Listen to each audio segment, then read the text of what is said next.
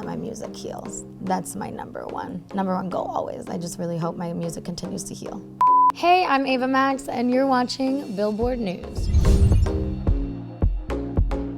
The song is out, my oh my. Tell me why this was the one to establish this new era.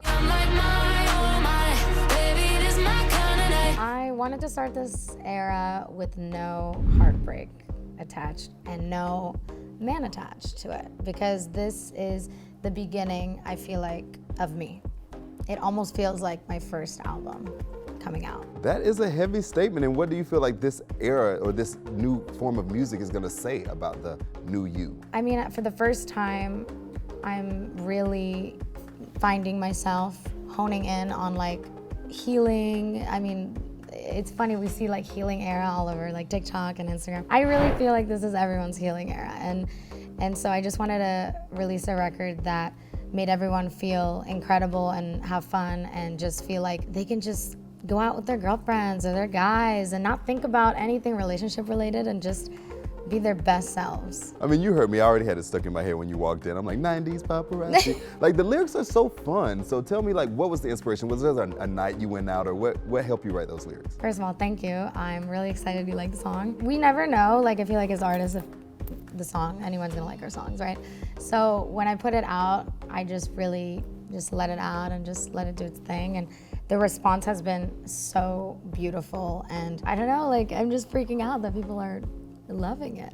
That's all I can ask for. And then now that you know you're having fun with this era, tell me about filming the music video, because that was a good time as well. That was fun. So I wanted something like 90s, early 2000s grunge dance, like no storyline, just a fun club vibe. And so we found this like warehouse. I just wanted it to be just about the dance. I wanted people to feel the energy. The whole video to be dance. You know, growing up, I watched a lot of Britney Spears music videos, as we all did. Yes. After finishing the song, I wanted it to just be about the energy and the dance and nothing else. And I think when I finished the music video and I watched it back, as I was doing it, I was a little concerned because it didn't have a storyline.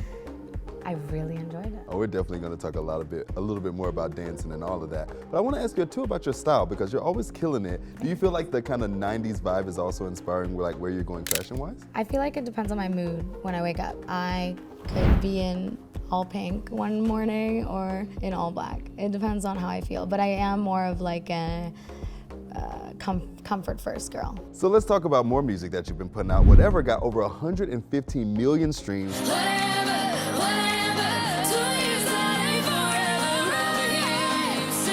Tell me how it was working with Kygo on that track. Those numbers still freak me out a little bit, but Kygo is such an amazing human.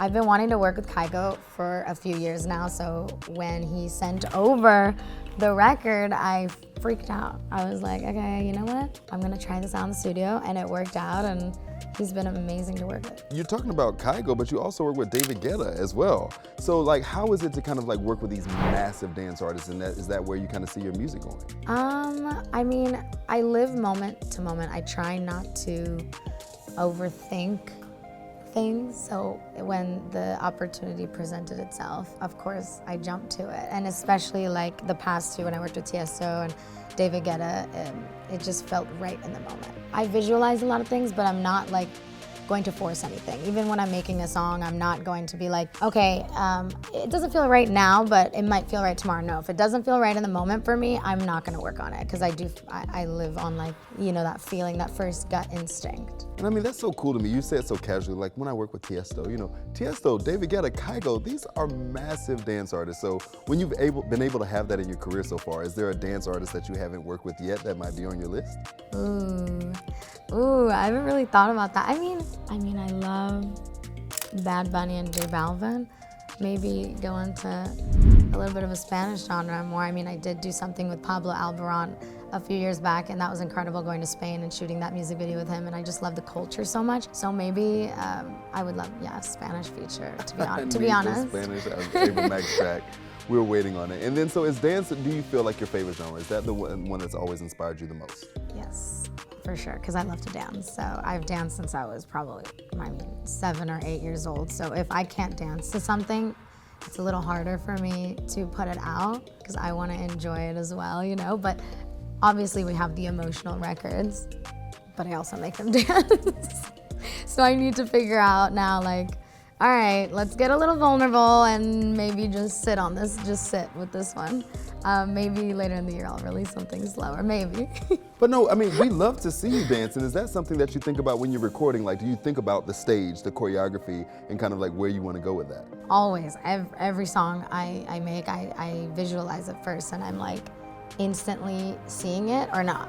With My Oh My, I actually saw some of the dance in my head. I choreographed it with a choreographer friend that I worked on it with, but I choreographed a lot of that myself. I mean, I love to choreograph a lot of my moves. That is awesome. I don't think I knew that. So were you in dance like your whole life? Like, did you take dance as a kid? Yeah, I'm a little bit of a perfectionist though. Like I dabble in editing in my music videos. I really have my hands on everything, or else I don't feel like it feels like me, and also my vision doesn't come across. So I kind of take the extra time on everything, which is a little exhausting for me, but in the end is so worth it, and I love it. So what will you feel like in your career is the part you are most excited to do? Is it the recording, the dancing, the performing? Like, which one gives you the most excitement? Performing, but making a record, of course. But if I had to put it in order, there's nothing like being in front of a crowd and hearing them scream the lyrics and dancing to your music and feeling that energy back, that exchange of energy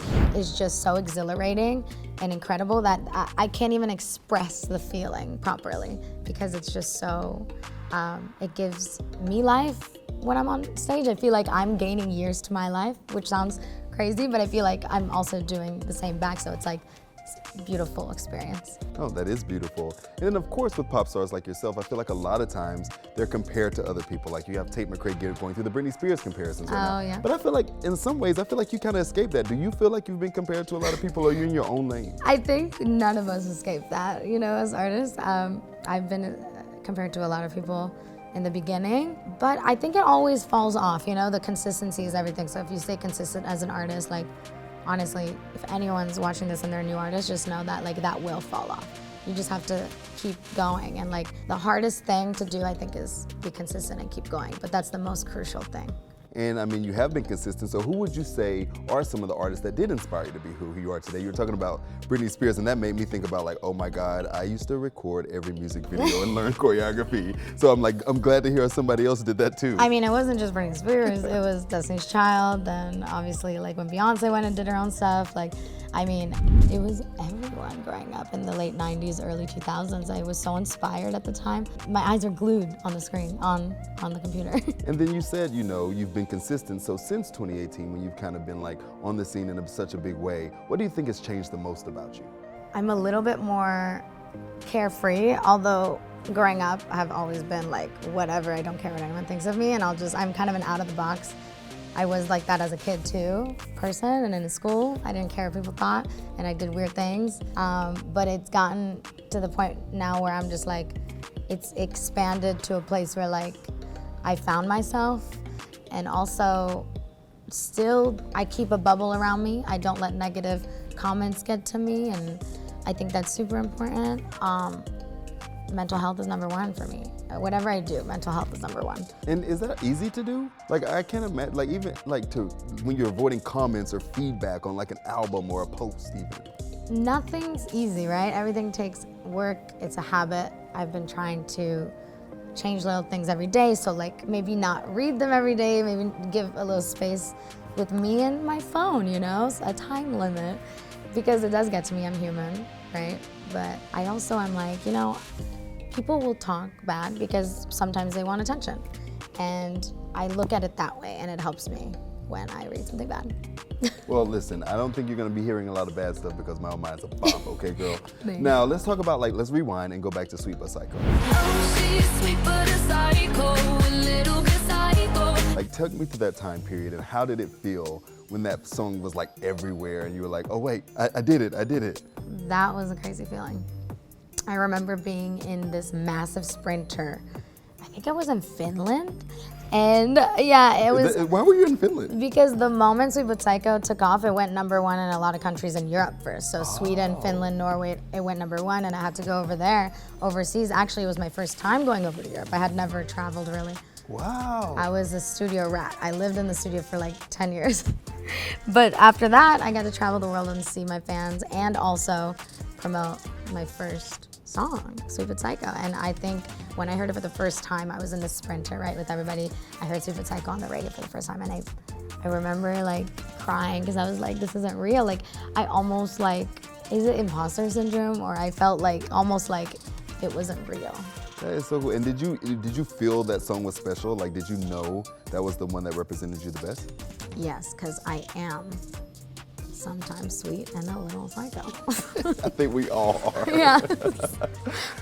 And then you also got to work on the Barbie soundtrack, so that had to be really cool. It was such a cultural moment. So how was that? Ooh, okay, so when I got asked to do a song on the Barbie movie, I jumped up so high, I almost like hurt myself. I like almost fell. 'Cause I was freaking out. Whatever you want, baby, choose your fighter. I mean, who doesn't love Barbie? And they're making it with Margot Robbie and Ryan Gosling, obviously. So I was just like, of course I'm gonna do this. And so went in the studio. It took us like 2 hours to make, just 2 hours. Really? Greta heard it, Mark Ronson heard it afterwards, and they had no notes. Oh, wow. And I freaked out, obviously, because I'm like, how do you guys have no notes? Like, what? You don't have tell any me notes? something. I What need to about know something. Maybe a word in the chorus you don't like? They're like, no, this is perfect. I'm like, okay, thanks, guys. You know, Greta's a legend. That makes me interested to know, like, at what point in the process, like, is the movie done at that point when they're asking you guys this, or do you know, like, while they're filming it? I saw part of, like, half of the movie Oh, wow, before that's so making the cool. record. An hour before making the record, they played it on Zoom. Wow. Yeah, so it was really exciting. I saw it, like, in the beginning stages. And then you just also put out a new album, like just in 2023, and you were already here with new music. So how do you feel like your sound has evolved since then to now? I mean, I was going through a lot of heartbreak on the second album. My mind was everywhere. It's so funny, a lot of people online always ask, what happened to the visualizers? What happened to this? What happened to that? I was in the middle of changing management. I was in a tornado almost of emotional trauma. I don't even know how I put out that album because I was so mentally unwell at the time that I look at that almost like just, I didn't even think about like numbers of the songs, just as like a, here you go, this is what I'm going through and this is my heartbreak album, you know? So that was a tough one. This one, I'm like, you know, the light at the end of the tunnel? This is my light at the end of the tunnel. This is that album. Well, I do want to ask you, like, how do you feel when you're going through like an emotional time like that? And obviously your fans might not know, like, cause you were saying like, where's the visuals, this, and I feel like that's something all fans do, no matter who the artist is. They like, where's the video? Where's the album? Where's the tour? They have those questions and you're like, I'm going through some stuff right now. So how do you balance that? I mean, it's hard because obviously I filmed them, but I put out a small little chunk of all of them because I also didn't want to keep all of it from them. And I don't know, I went into hermit mode, you know? And I needed to for my mental health. And I think the response to the second album was incredible. And then going on my first world tour last year was insane. That was an experience that I'll never forget, ever. And I can't wait for the next tour. I mean, you talked about getting to see those fans out on the road and them singing back to you. So what was some of your most fond memories from touring the world? It taught me a lot. It taught me that just, yeah, we're all human and we all get hurt and it's okay, and to be vulnerable more, because I had a really hard time with that when I first started in this industry, because I am a very private person, especially with my personal life. Even now I'm still learning how to kind of tell everyone like a little bit of my personal life. It's hard for me. I'm just super private. And do you feel like it's easier for you to put that in music though? Definitely, it's like therapy. And do you feel like, okay, so now I'm wondering, like, when you're working with an artist, like a producer even, like a Kygo or whatever, do you have to get personal with them? Do you have to tell them the stories about what you're writing about? Or you still just kind of keep it to yourself? Yeah, I mean, we definitely, we talk. We sit there and talk about our lives a little bit, but I guess it's easier for me to get open with like close friends and family, but when you have to tell the whole world and be vulnerable, that's a different beast, you know? And I'm now just learning, hey, you know what? It's okay to open up a little, because everyone's going through stuff. Everyone goes through heartbreak, and it's okay. Well, I'm glad I don't have to do that in front of the world. So we've talked a little bit about like the new music you're creating. So do you think you're creating a full body of work? What can fans you can hint at that they can expect? I am working on an album. and it is almost done. I'm really, really excited. But I can't say much more than that. Well, you were hinting at it on Instagram already a little bit. Yes, what did I don't remember what I said, AM3 or something like that? Yeah. Or the fans said that. I'm excited. There's so much more. This is just the beginning, so. And how do you want to evolve yourself in your sound when you think about creating it? This album definitely has a couple records that have style and lyric-wise and melody-wise that I've never touched on. So it's a little different, yeah. And I mean, you said earlier that you kind of went through this dark period or in that you feel like you've arrived at yourself, if you will. So if you had to explain yourself to somebody that doesn't know you as your new self now, who would you say is Ava Max? That's a good question. Ava is learning every day, and she loves to, you know, I hope that my music heals. That's my number one goal always. I just really hope my music continues to heal. Well, we're having so much fun watching you and everything you're doing, so thanks so much for hanging out with Billboard. Thank you.